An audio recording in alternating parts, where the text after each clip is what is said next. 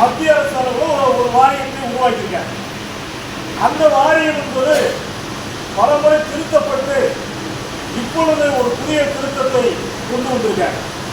ஒரு சட்டத்தை திருத்துவது என்பது சாதாரணம் தான். ஏன்னா SC/ST வன்கொடுமைகள் தடுப்பு சட்டம் நமக்கு தெரியும். அந்த சட்டம் எப்போ உருவானது? 1989 உருவாச்சு.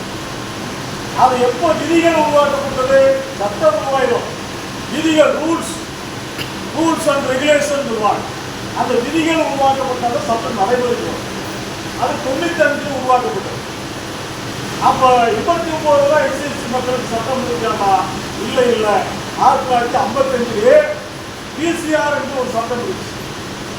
அந்த சட்டம் போதாமையா இருக்கிறதுனால புதிய ஒரு சட்டம் 89 கொண்டு வந்தாங்க.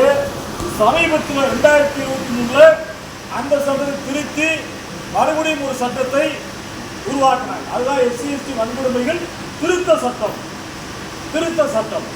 அந்த திருத்த சட்டத்தில் என்ன சொல்றாங்கன்னா, இப்போ இழப்பீட்டு தொகை, ஒரு வன்கொடுமையால் ஒருத்தர் பாதிக்கப்பட்டார், அவருக்கு இழப்பீட்டு தொகை ஒரு 20,000 ரூபாய் முதல்ல கொடுத்தாங்கன்னா, புதிய சட்டத்தில் அந்த 20,000 30,000 உயர்த்தப்பட்டிருக்கு.